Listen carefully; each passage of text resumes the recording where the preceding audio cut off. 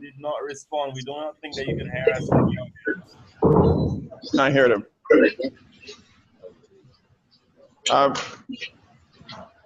Kevin, I'm not hearing you. Is that something pertinent to this lecture? You just text them. There's a specific message after the lecture. I don't know the lecture time. All right. Just a quick few words on the assignment. So, problem of the week 0 was meant to be a practice. The important thing was that you got to practice submitting your scores. Notice that the closing date for the scores to be submitted was something like 7 p.m. today. Normally, it would be about 15 minutes after. So I think the contest ends quarter to 12, and you have about 25 minutes or so to basically submit your grade. So that's just to get you in the habit of, yeah, you finish your contest, you made it, but your grade isn't actually submitted until you go to Orally and upload your score with your username.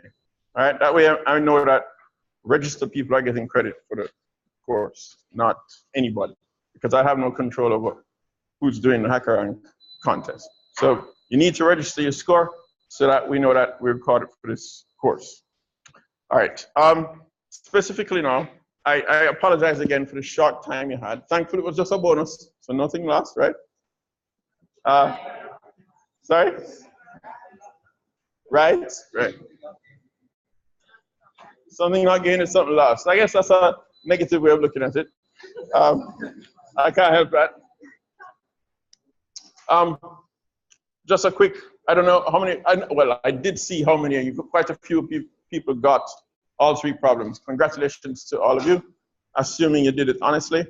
That was actually quite commendable. I was actually impressed that you got the count the number of leap years part of the last problem. Because to do that, so a couple of things I hope you'd have gathered from this. All right, so there's a difference between being able to do the problem and being able to do it in time.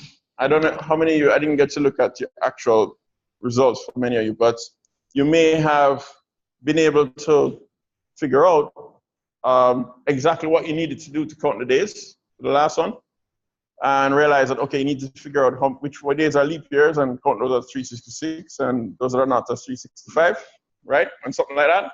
And then you're like, okay, how do I know when it's a leap year? Okay, so you have a rule for that.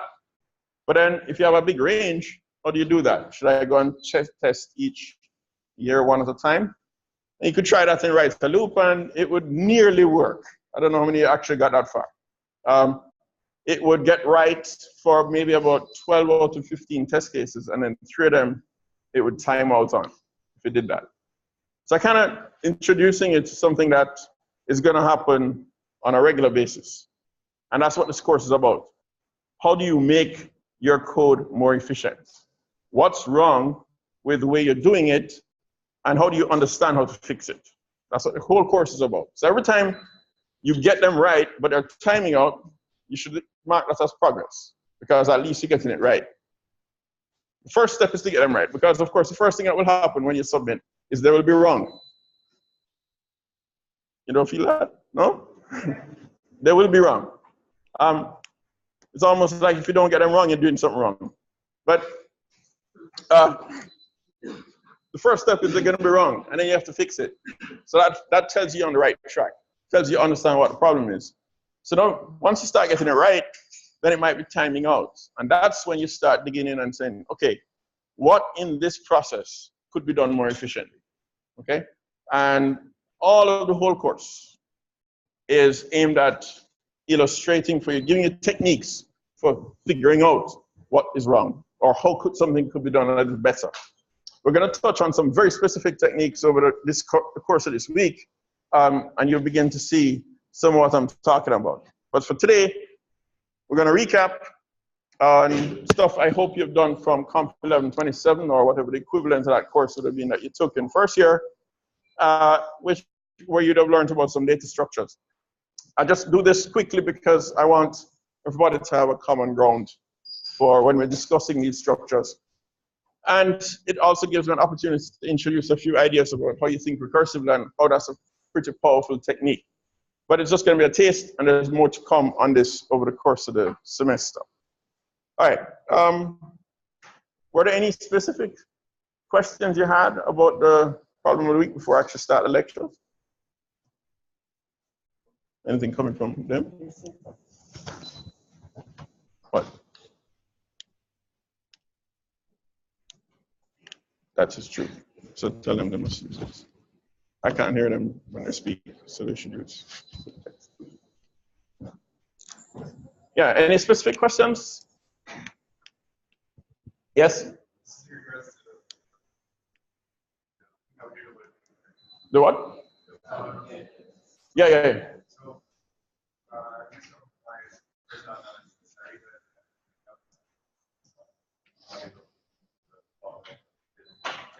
Yeah.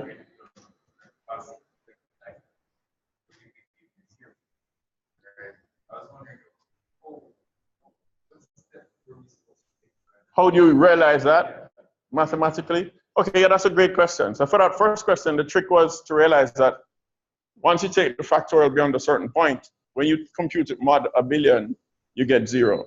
So if you're adding up those, it doesn't contribute to anything. You might as well not bother wasting time calculating those, right? Now, how would you know that? All right, so, okay, that's a beautiful question in the context of this course, because at this point, you have to kind of analyze, well, when you take a factorial, you're multiplying all these consecutive numbers, right? All right, so what happens, just imagine you went up to 10. Could anybody give me a quick reason why you're guaranteed that factorial 10 is divisible by 100? All right, let me try a little easier. Why is factorial 10 definitely divisible by 10? Because 10 is a factor, right? It starts with 10. Why is it? Yeah, Kevin was trying to say something. I was going to say you're multiplying by 10, and anytime you do that, you add 0 at the end, therefore it's divisible by 10. Right, good. So Kevin got answer. Same thing you guys are saying. Why is it divisible by 10? Why is it divisible by 100? This one a little bit trickier. What? Well, if you take the factorial 10, you have 10 times 9 times 8 times 7 times 5. I mean, 6 is in there. And then there's a times 2. What's 5 times 2? So then you have another 10 in there. So right away, you know the product must be a multiple of 100. So when you take mod 100, if you factorial 10 mod 100, that's 0, right? Okay, so what does that tell you? If I'm now looking at bigger and bigger factorials, at what point do I get, and I'm taking mod a billion. So that means anything that ends in 9 zeros is going to be 0, right? So at what point do I get 9 zeros up there? Easily, you can figure this out. Because to get multiples of 10, to get tens, what are the factors of 10? It's only 5 and 2. So every time you buck up on a 5 and a 2, you're going to get a 10. So for example, when I get to 20 factorial, I know I have another 0, but the 15 would have introduced another 5, and all the even numbers would have introduced at least another 2. So right away, I have 4 zeros at the end of factorial 20, minimum. You see where I'm going with this? All right, and you can work it out from there. You don't need anything beyond, I think, about 30, 35, somewhere around there. After that, you'll have 9 zeros. And therefore, when you calculate those, you don't need to calculate anything bigger than that. All right? So you asked how you figure that out. You have to, at that point, it's specific to the problem. But what is it that you're trying to address? It is that you're somehow doing too many operations. And what we're doing in this course, coming this week and next week, I'm going to teach you how to analyze how many operations you're actually performing. So you can get a sense of how much you're actually doing, and based on the constraints, how much you need to be doing. So you can know what you're aiming for. All right? But that was just to whet your appetite for what's to come. All right. All right, so let me just get this out of the way, because this is in a sense, all of last week was backgrounds, and this is the last of the backgrounds. So, as I said, you've done this before. So, quickly, a data structure that involves a representation of itself at a smaller scale is called a recursive data structure. Okay, so linked lists as an example are recursive because the linked list itself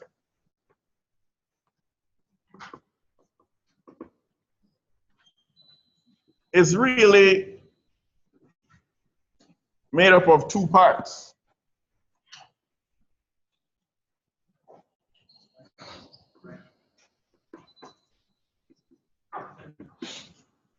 So this here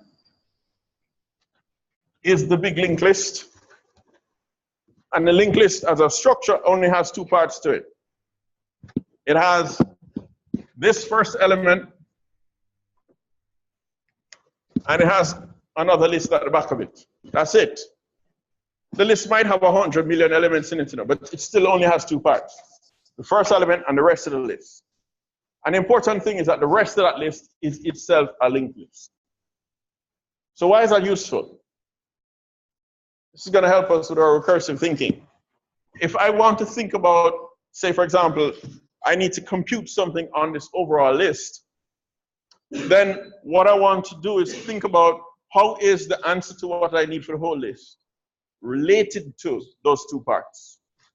How is the answer for this entire list somehow built upon answer to this rest of list and this element up front? As an illustration, if I wanted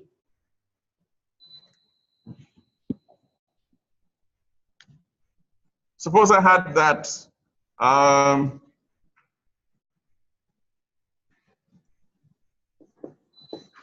my list looks like this.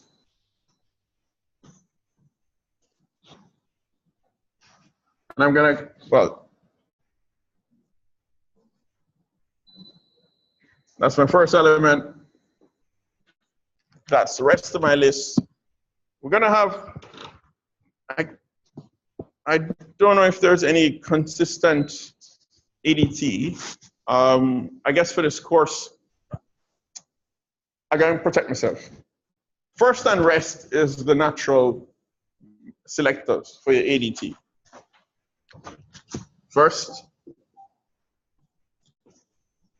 rest.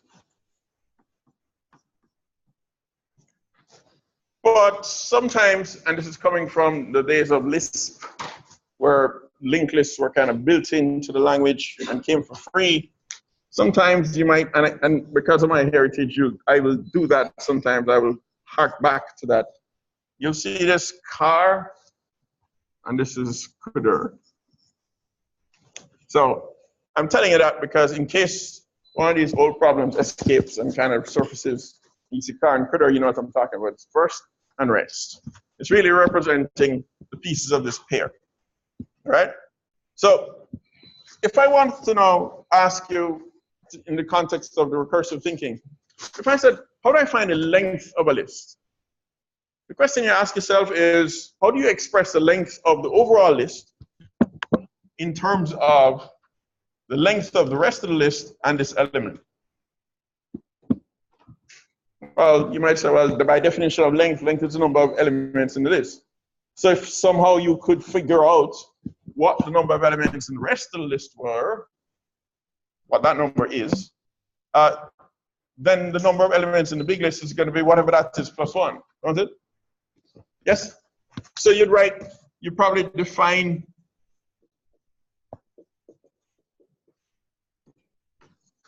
the length as follows. You might say it's 0 if the list is an empty list. Nil is a special constant term we'll use to refer to the empty linked list. And otherwise, it's going to be one more than the length of the rest of the list.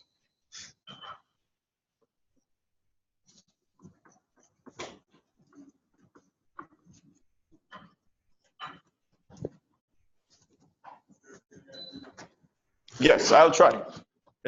My natural handwriting is small. When I write on board, I have to essentially draw it to get it bigger. So if you see me shrinking, just remind me, and I'll try and scale it up again. All right? So what I said here is 0 if list is nil, 1 plus the length of the rest of the list otherwise. Just what we just said in words. If I wanted to add up all the values in the list, how would I do that?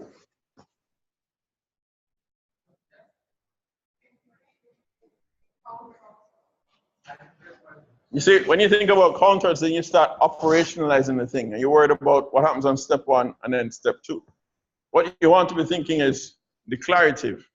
What is the meaning of the sum of the elements of all the list? Another way to say that is, if you could magically get the answer to the rest of the list, how would you express the answer to the overall list in those terms?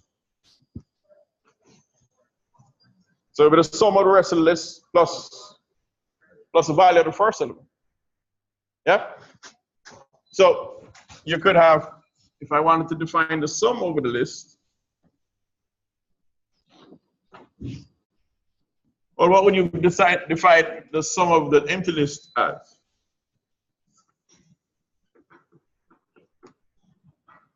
Zero seems reasonable. If you add nothing, 0 is a reasonable result for saying that's the sum of no values.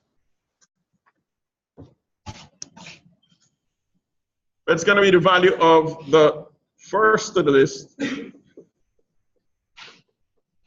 plus the sum of the rest of the list.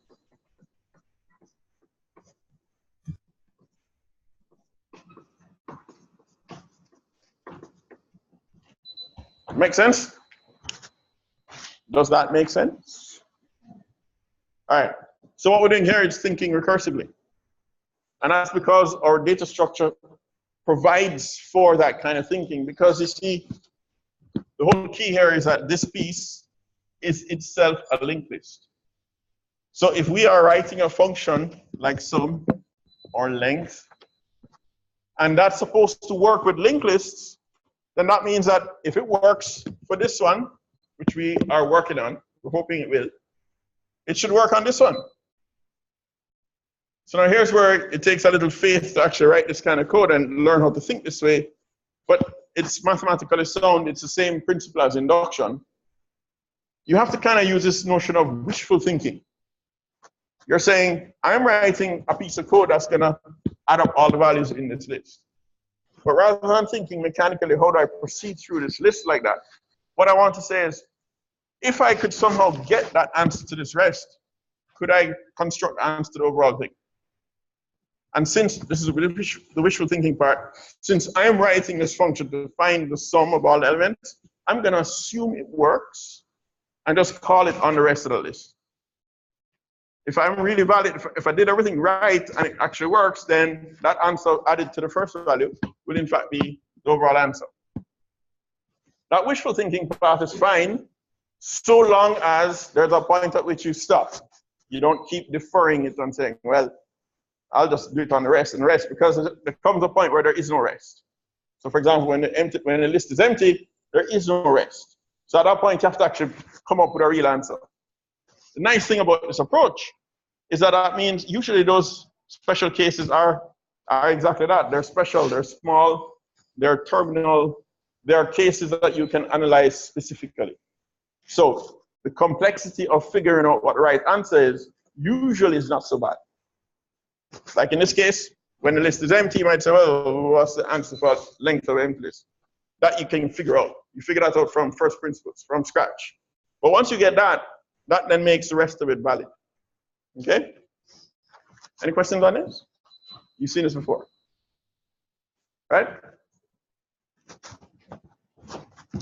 I'll give you some more interesting problems in your tutorial.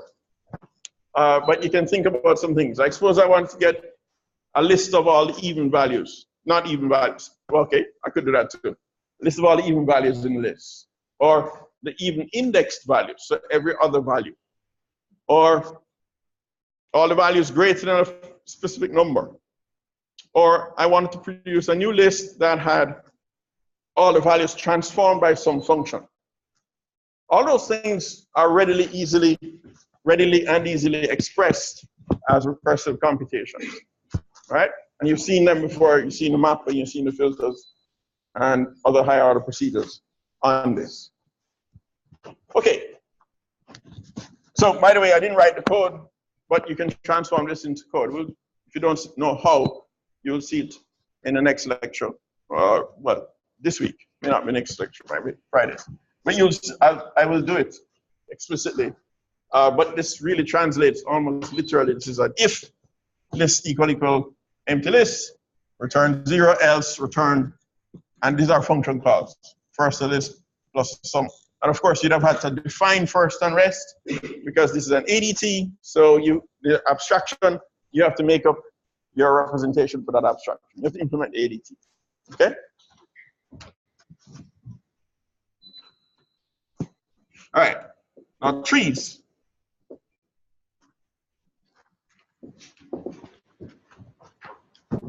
In general, when you think of a tree, I want you to think of a tree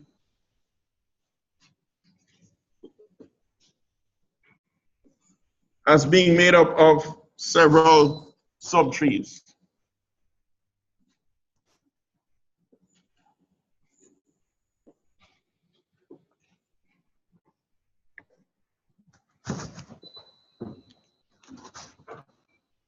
There could be multiple children.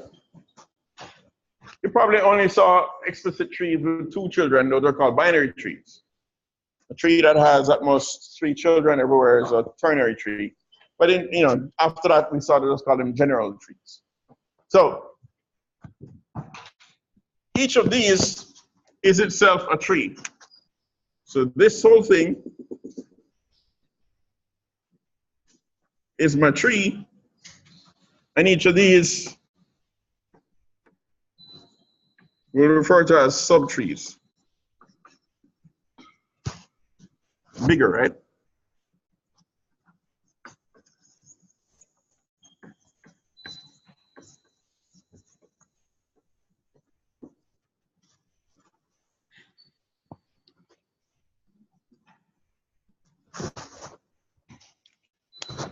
The same kind of recursive thinking applies here. If I wanted to know how many nodes there are in the tree, so I want to count the nodes, how do I do that? If the tree is empty, 0. Otherwise, 1 plus what rest? There's no rest. Okay, so how do I refer to these? So these will be called the children, right? So my children up. So this is the root. And this here would be the children. Or subtrees sometimes. So we can make up whatever, we can decide what we want to call the name of that function for ADT. Usually if you're given, there's no universal standard for this. So, children is a common one. Root is pretty universal, but sometimes this might be called subtrees. You will be given what you're supposed to refer to this as if you're expected to write it. But the important thing is to just recognize how you would begin to express values, properties, computations on the overall structure in terms of its substructures. Right? So, let's see, what did you say? I could write the sum as, if I write here, can everybody see it? That was quite affirmative. Assertive.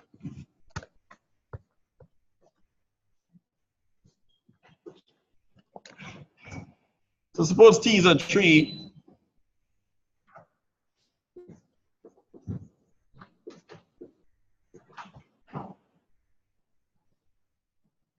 Wait. Sorry, I said count, right? Not sum. We're counting the number of nodes. I guess I could have called it size. Size.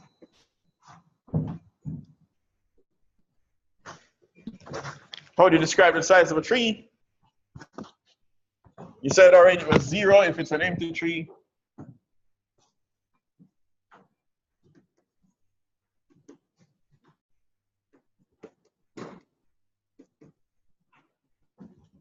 And then what did you say?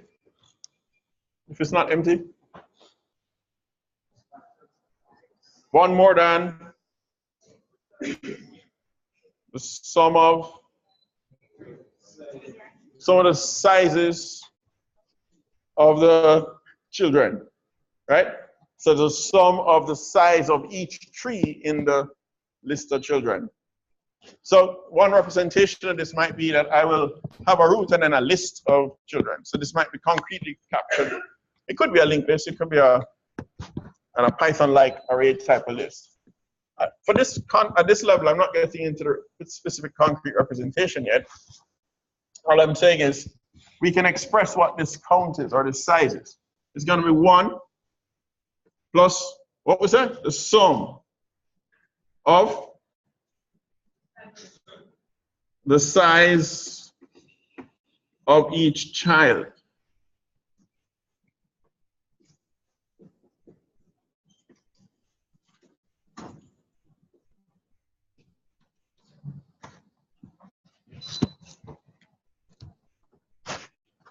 Otherwise.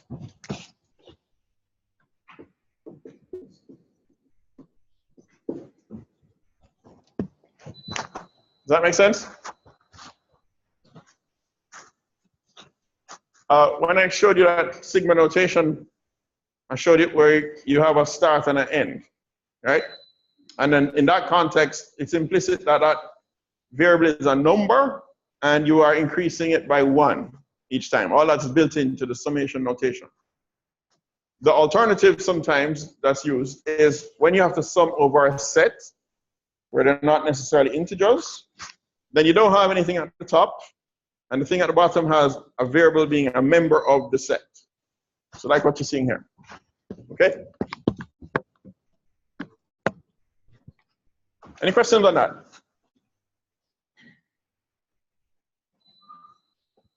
All right. Yeah, yes. You can't use what? Can you make an ADT list? Rest. Rest for a tree? What will be the rest of a tree?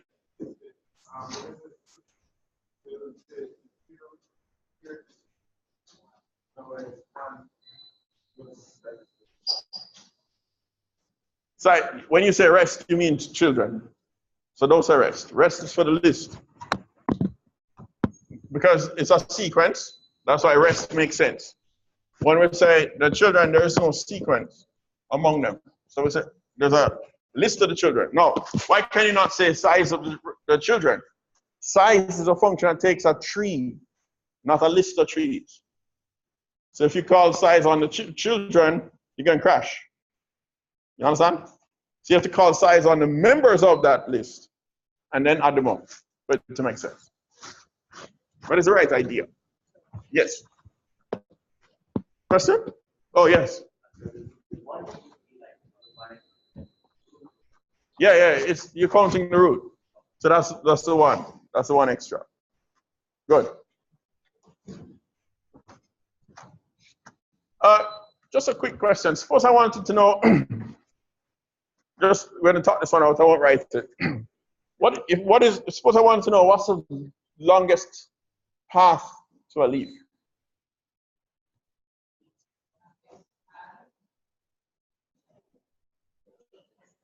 How would I write a function to calculate the longest path to a leaf?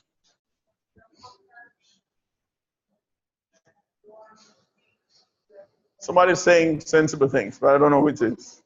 Oh, yes. You do a comparison? What leaf though? You don't see any leaf. When I'm here, I don't see the leaves yet. So what am I doing now? No. I want you to tell me how you would express the length of the longest path of this tree in terms of the longest path of those subtrees. That's how we want you to think. I don't want you thinking that you need to climb down and get down there and then come back up.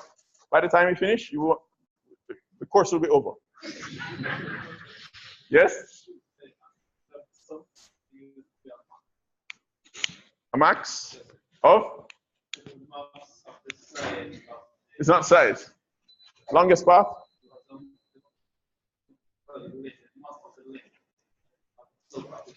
So what I want is the longest path from the root to some leaf in here, right? You're going to use your wishful thinking and imagine that suppose you could get the longest path in each of those subtrees. Yes? And if you knew what the longest path was from one of those subtrees, then the longest path from the roots would just be the longest of those longest paths plus that one. That make sense? So that would be the recursive part done. That's as easy as it is. The only tricky part now is what are the base cases. So, okay, if you have an empty tree, it's 0. Actually, that's not tricky. That's fine. That's fine. Because you know it's just one more than that empty tree. Sometimes you have to worry about, depending on what is actually at the leaf value, the last value before you got to the empty, it might change what you do. In that case, then your base cases are not just empty tree. It might be the empty tree and a single leaf, because maybe what's in that leaf might matter to what your answer is. Okay, so sometimes you have to think about what the base cases are. In addition, you always have to think about what the base cases are, but sometimes thinking about the base cases requires a little bit more effort than just the straightforward, trivial, empty tree. Okay? But that's how I want you to think about these recursive structures and writing code for them. I don't want you to think trying to unwind recursion. I don't want you trying to step through code. Like I said, if you're doing that, you're bound to get lost. And actually, even if you come back and recover from it, you will not have learned anything because you've gotten caught in the weeds. You've been doing what the computer is doing. And notice that when the computer is finished, it's not any smarter. So that's what happens. If you do that, you would have gone through all that work and come back and say, oh, it works, but you don't know why. So what you want to do is kind of get a bird's eye view of this. Why is this right? And then this will help you debug as well. You're writing your recursive code, you're going to look at the recursive code and you say, wait, is it really true that if this is in fact giving me the size of the subtree, that adding them up and then adding one really is the size of the overall tree? You can reason about it that way. Okay? Like I said, it's very closely connected to inductions. If you understand proof by induction, this is really just operationalizing that. If you want, that's one way to look at it. All right. If I don't have any other questions, and one last thing I'd like to do is just try and make this all concrete. Because these are all abstractions, and I'm doing this because a recap, and I'm kind of touching on the elements that I suspect you probably did not get too much exposure to. But I do need to make sure that you have covered something quite well, because we take it for granted in this course, and this is the only opportunity I'll have to talk about it. And that is what that concrete representation might actually look like. So let's say that I wanted to capture the idea of a general tree, and I wanted to really represent this in code that I could run. So what I'm talking about is building abstractions, okay? So I want to build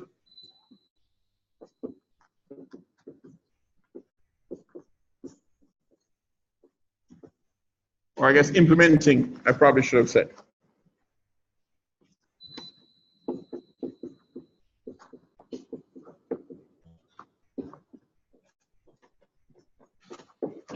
Now this you've seen countless times, I think in 1161, we talk about building a constructor and your selectors, or your getters as they call them, and the setters if you need a mutation and so on. Let's just concretely do this to show that it's not really tied to a language. It's a generic idea that you can use in any language. And then once you do that, then you realize that everything else you write down really becomes concrete code, even though you started with conceptualized ideas like this. So if I wanted to build a tree abstraction, and now you recognize that, well, the tree is made up of a root and a list of children. And let's just say, for argument's sake, just because we can, that we're going to make that list actually be a linked list. All right?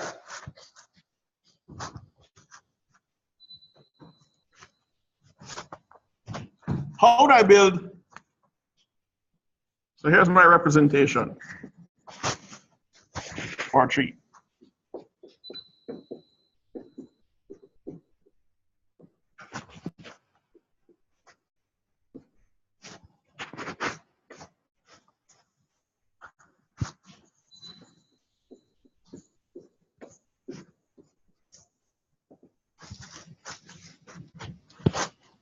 So let's say I'm a constructor. What do you think my constructor is going to need? Let's call this make tree.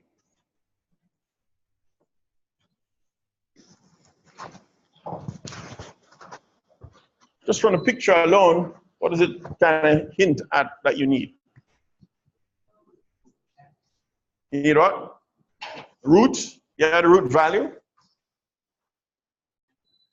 Only one child?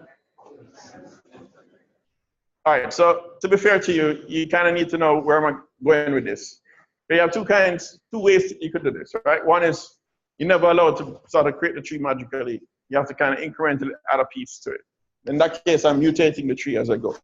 Let's pretend that I'm doing it kind of functionally so that I am constructing the trees. I need to have the subtrees before I can build the parent tree. So what do I need? All right, so I need a root value, so I'll put that in.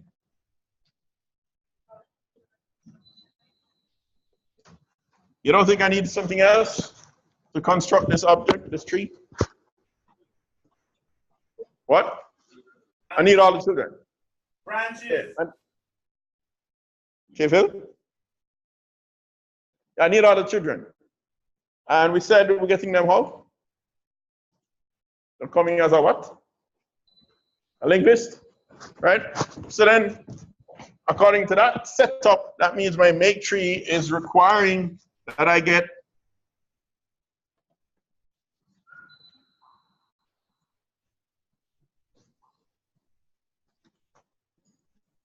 a list of children as my second argument. So now I have a root and a list. And those two pieces is what I'm putting together and calling it a tree. Now we get to choose how we want to put that together. So let's say that I decide that what I'm going to do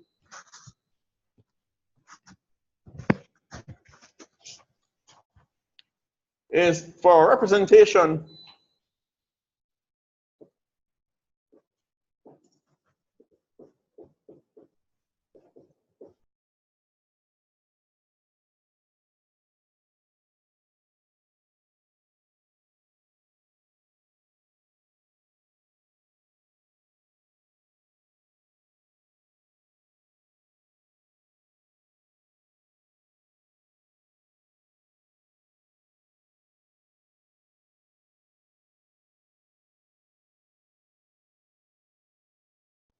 So what do I mean by this? Let's say we chose that when I say I have a tree, what I really mean is that I have this structure. I have a pair. And in that pair, I'm putting in my root value in the first part of that pair. And in the second part of that pair, I'm going to put in a linked list.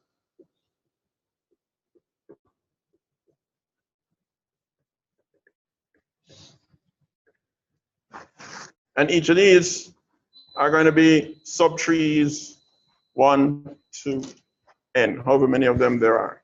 Let me call them child 1. Should I call it T for subtree?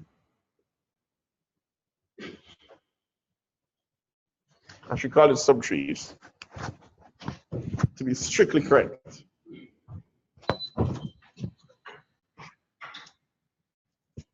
And I call it T1.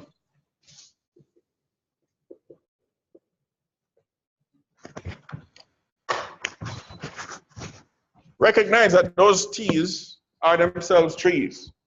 That means that they're going to look like one of these as well.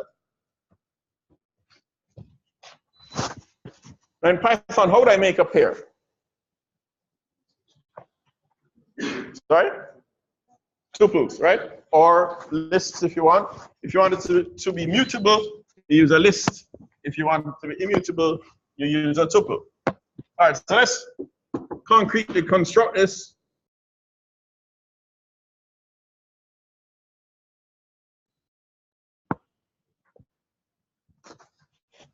So here we go.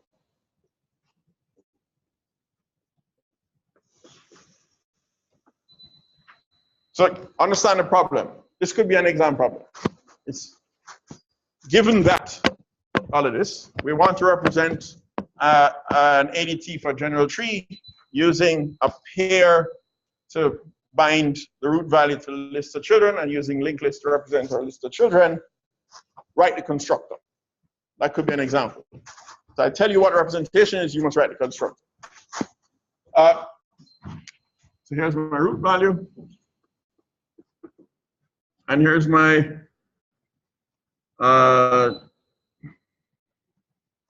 my subtree list.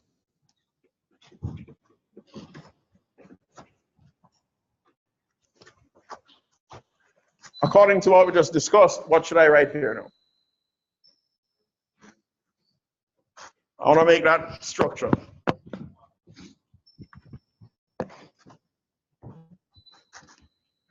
What I make up here? Tuple, right. So I can just say return. You want to use a tuple. As I said, if you want it to be mutable, you have to use a list. If you want it to be immutable, use a tuple. Tuple is fine for now, for our purposes.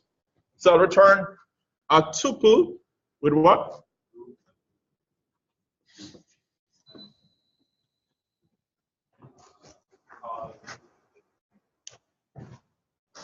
What is this thing here? This T list.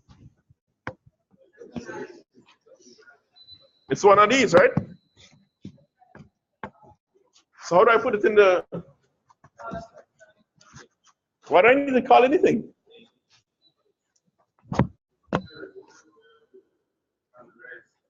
Yes. Sorry? Yes. No, root down on children.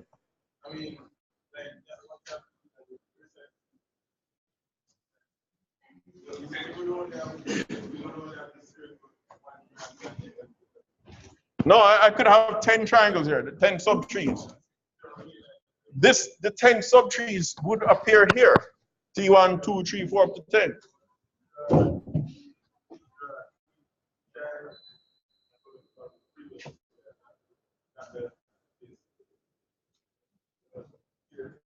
I don't understand what you're saying.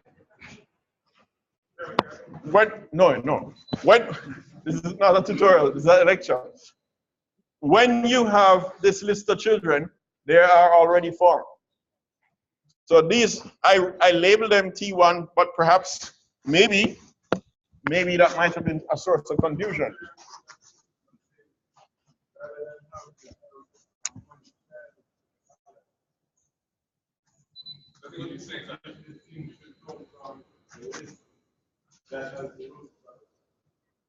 I think I understand what you're saying. I will point out to you that that is not up to you anymore. That is a possible representation, but that is not what you were given.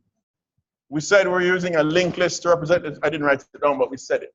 We agreed that we're going to use a linked list to represent the children. So once we agree on that, that's done. You can't come now afterwards and say, you know what? No, I want the children separately linked to the parent. That would be a different representation. Valid, but different. Not what you were given as spec. Okay?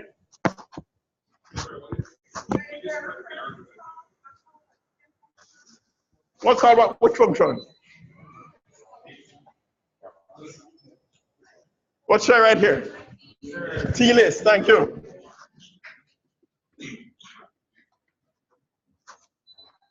It's as simple as that. Because I was making a tuple of the two pieces. All right.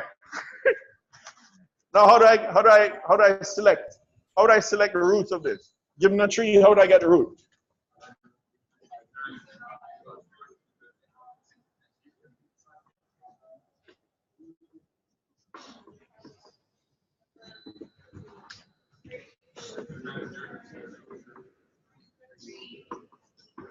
All right. How do I get the children? Or subtrees. Let me call them subtrees.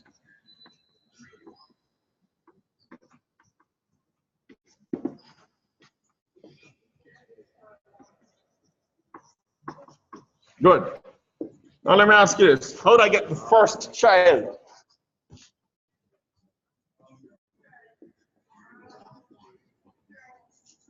Sorry, first subtree.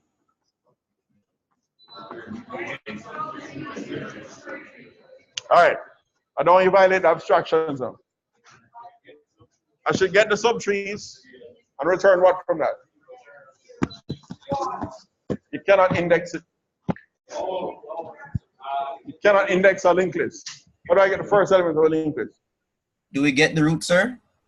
How do I get the first element of a linked list? Get root? I just gave you the function before.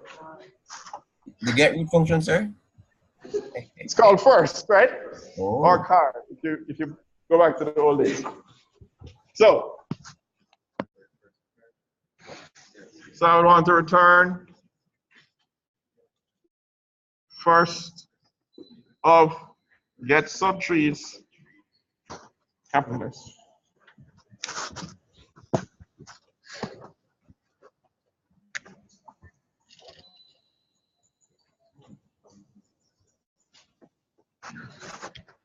Okay, this is at a different level of abstraction. Here, this is not part of the ADT implementation really.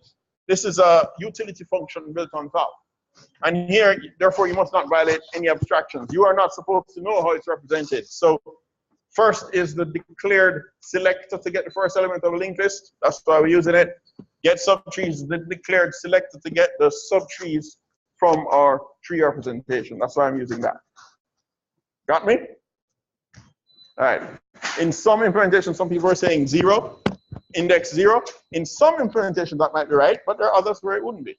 So that would not. That's why in general it's not right. Okay. All right. So tomorrow we'll start the course proper. Yes. Yeah, you'd have to define it as part of the linked list ADT. You'd have had to have implemented that. I just didn't show it. Okay. See you tomorrow.